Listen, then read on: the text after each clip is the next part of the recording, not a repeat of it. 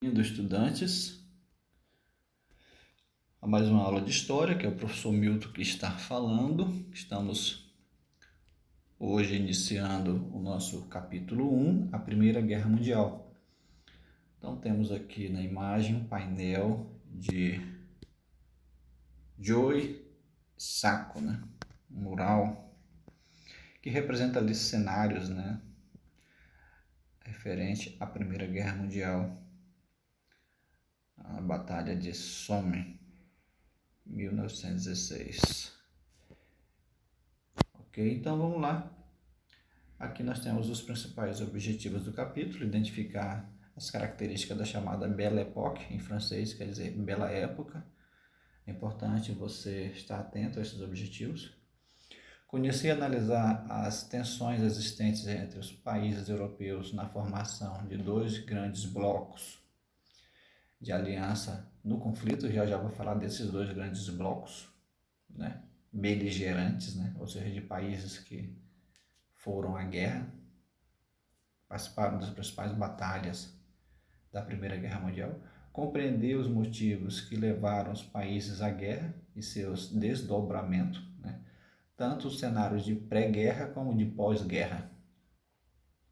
Analisar os tratados de paz e identificar diferenças entre os 14 pontos de Wilson, o Tratado de Versalhes, né? Então, após a guerra, os países vencedores impuseram uma série de tratados aos países vencidos. Isso vai ter consequência. Nós vamos já analisar esses tratados. Conhecer as consequências da Primeira Guerra Mundial, né? O que ficou após a Primeira Guerra Mundial, além da destruição em massa, né? Refletir sobre a questão dos refugiados durante a Primeira Guerra Mundial, né? Importante isso, toda guerra impõe essa tragédia social que é a onda dos refugiados. Conhecer as mudanças que ocorreram após a Primeira Guerra Mundial. Então, que mudanças são essas?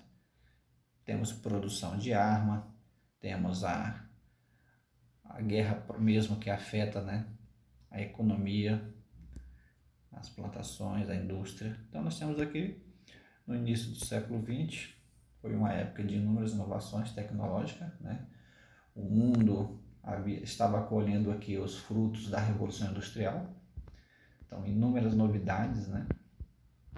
Então, essas potências capitalistas europeias, Inglaterra, França, Alemanha, a Itália, elas eram também potências colonialistas, imperialistas, que mantinham colônias em outras regiões do mundo, mantinham colônias principalmente na Ásia e na África.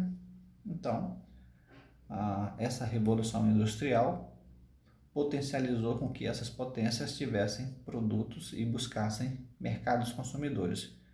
Então foi no impulso de tais avanços que se efetivou o trabalho de muitos pesquisadores e cientistas, a exemplo de Freud, né, entre a psicanálise, Albert Einstein, teoria da relatividade. Então muita novidade aí no início do século XX. Ao mesmo tempo, desde as últimas décadas do século XIX, o dinamismo econômico, tecnológico, científico e cultural carregava as seguintes disputas pela hegemonia, ou seja, o controle. As potências europeias que eu acabei de falar, França, Inglaterra, Alemanha, Espanha, Itália, essas potências elas vão disputar esses mercados. Essas potências intensificaram seus movimentos de nacionalismo, né? Patriotas, né?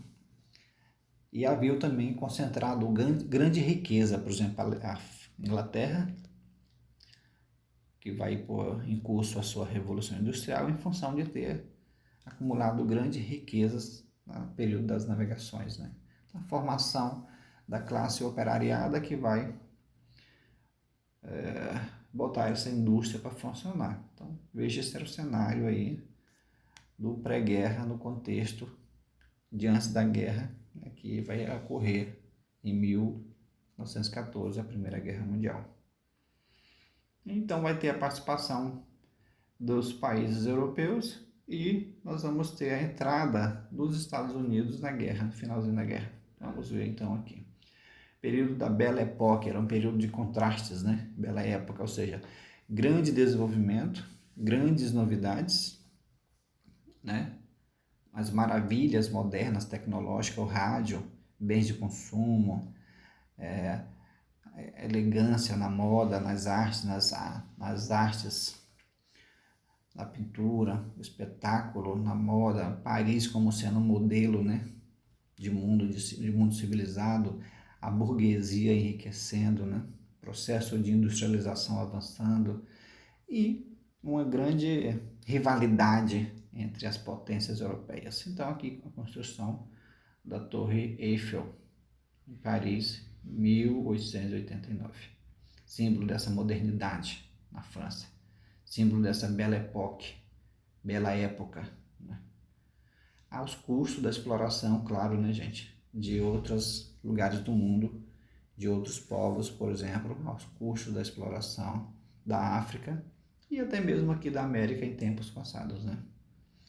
É importante que você veja aqui essa linha do tempo. Em todos os capítulos do livro de história tem essa linha do tempo. Então veja aqui, é importante para você entender a época e o lugar, né?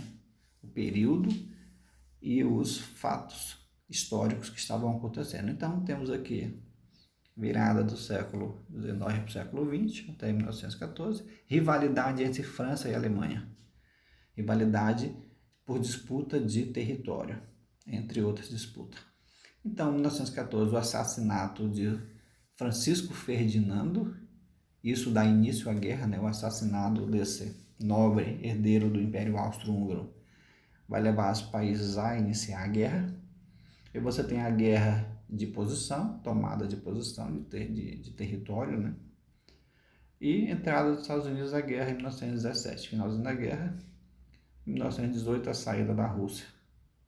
Em 1919, o Tratado de Versalhes, né? Recentemente fez 100 anos.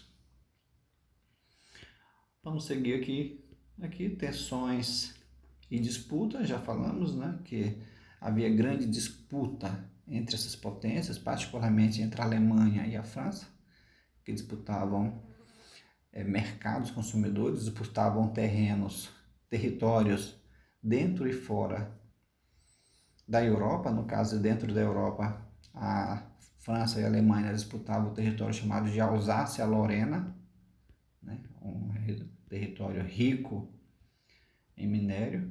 Então, nesse período, as nações europeias, com grande tensão, né, de disputa, elas vão se armar, né?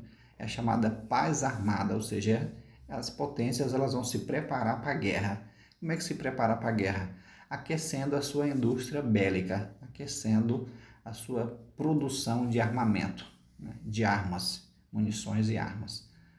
E aí você tem também, para se preparar para a guerra, os países eles vão se articular, né, se articular em blocos para poderem ir para a guerra lutar com vários aliados. Então há duas alianças, dois grandes blocos ganharam corpo no início do século XX. A Áustria e a Hungria, a Itália, estavam ligadas à Alemanha, formaram então a Tríplice Aliança. É bom você guardar esses nomes, é bom você estar atento para a formação desses blocos de aliança sempre. Isso é muito presente aí nas provas, ok? Então, Áustria, Hungria e Itália, mais Alemanha, Tríplice Aliança. Do outro lado, Inglaterra, França e Rússia, que se aliaram, compondo a Tríplice Entente. Então, dois grandes blocos de países, Tríplice Aliança e Tríplice Entente. Muito importante você guardar isso aí na sua memória. Então, a questão marroquina, Marrocos era disputado por diferentes nações europeias por causa de sua localização geográfica. Quem conhece o mapa, né? Vamos dar uma olhada aqui no mapa. Sabemos que ali embaixo da Espanha fica o Marrocos, separado pelo Estreito de Gibraltar. Então, uma região que fica na África, localizado estrategicamente para as potências europeias que tinham suas pretensões, né, de exploração da África. Então, em 1904, a França assinou um acordo com os ingleses, dando-lhe sua aprovação para dominar o Egito. Então veja as articulações entre esses países aí, e isso vai desagradar a Alemanha. Então veja sempre no ar essa tensão entre as potências europeias por questões de territórios dentro e fora da própria Europa. A questão balcânica, durante a crise do Império Turco-Otomano, o Império Austro-Húngaro anexou seu território, então as regiões eslavas da Bósnia, da Herzegovina, os Balcãs, né? A Sérvia reagiu prontamente, pois idealizava liderar a união dos povos eslavos na região. Então, um importante movimento nacionalistas envolvendo os povos eslavos, movimento chamado de pan-eslavismo, que tinha também a influência da Rússia nesse movimento, e o movimento pan-germanismo, liderado pela Alemanha, que pretendia colocar os povos germânicos em um único território. Então, vários movimentos nacionalistas e questões territoriais, mas a guerra vai ocorrer de fato, o estupim da guerra é em função do assassinato desse nobre que você vê na foto, desfilando aí em carro aberto. Mas a sua esposa é Francisco Ferdinando, né? Francisco Ferdinando era um nobre que estava em Sarajevo e foi assassinado a tiro, né? Ele que era herdeiro do Império Austro-Húngaro. Então a morte desse nobre aí levou ao estupim, ao início da Primeira Guerra Mundial, daquelas potências, daquelas blocos de países aliados que nós falamos agora há pouco, a Tríplice Aliança e a Tríplice Entente. Então, e aí tem o desenrolar do conflito.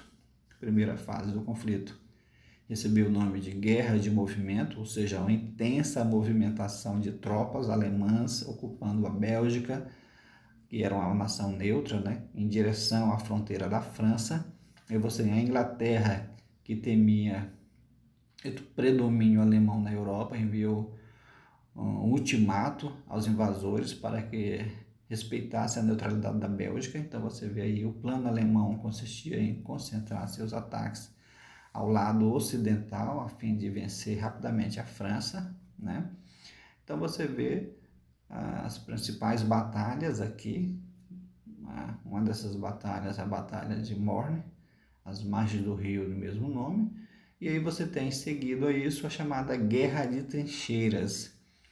Por 3 longos anos, os soldados ficavam se resguardando em trincheira, que são valas cavadas aí no chão, para ficassem protegidos das balas e dos ataques do inimigo. Então, os exércitos disputavam cada pedaço do território sem conseguir avançar, ou seja, as tropas francesas não conseguiam avançar em direção ao território inimigo, que eram os alemães, nem os alemães conseguiam avançar em território inimigo, que era os franceses. Então, um impasse ali que durou anos, chamada Guerra de Trincheira. Então, nós temos aqui outro importante acontecimento.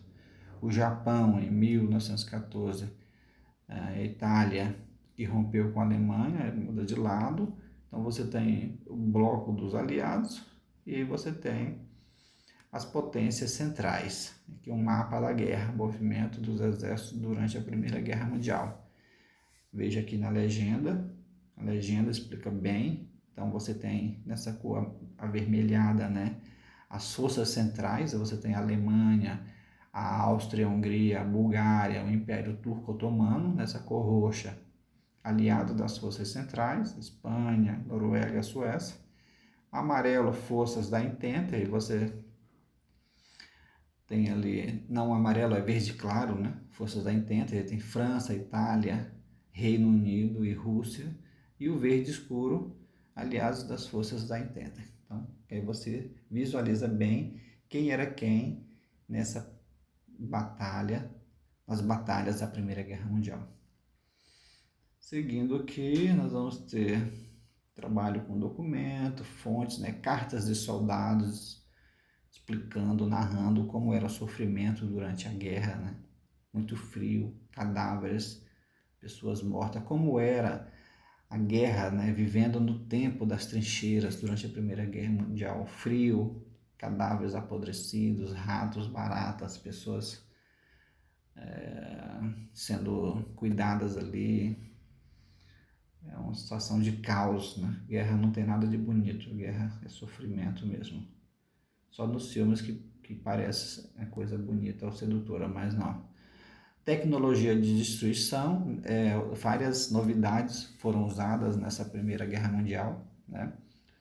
Que levou a 13 milhões de mortos, né? Nós tivemos a substituição da chamada Belle Époque, ou seja, Bela Época, né? Aquele movimento de moda, movimento glamouroso, ou isso aqui, ó, soldados cegos em função de serem atingidos por armas de gás, armas químicas que foram usadas na Primeira Guerra Mundial pela primeira vez. Então, metralhadoras, submarinos, né, lança-chamas, uma série de armas que não eram até então usadas, passaram a ser usadas aqui na Primeira Guerra Mundial, e temos a partir de 1917 o desdobramento ou entrada dos Estados Unidos na guerra. Isso vai ajudar os países França, Inglaterra e Rússia, e aí temos em 1917 a saída da Rússia da guerra. Então, dois importantes acontecimentos aqui dessa época. Aqui nós temos o início das especificidades de dois tratados de guerra, os 14 pontos de Wilson, e daqui na sequência nós vamos ter o Tratado de Versalhes. Mas eu vou parar por aqui para a aula não ficar muito longa e a gente retoma daqui na próxima aula. Faça bom proveito dessa aula.